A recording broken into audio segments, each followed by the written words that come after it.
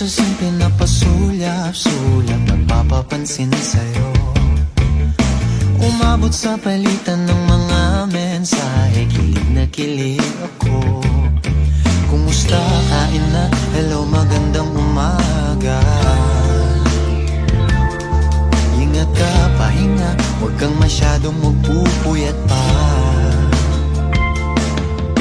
Naramdaman ng puso na dahan-dahan akong nahuhulog sa'yo.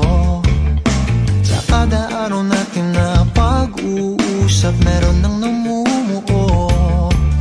Ngunit di ko na alam kung anong patutunguhan.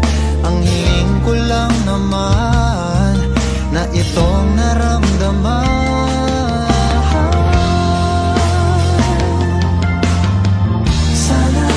Sana naman ay mapagbigyan na at nang mapakinggan ang tibok ng puso kong sa'yo alam. Naramdaman ng tunay na kaligayahan. Sana naman mapagbigyan ang tibok ng puso.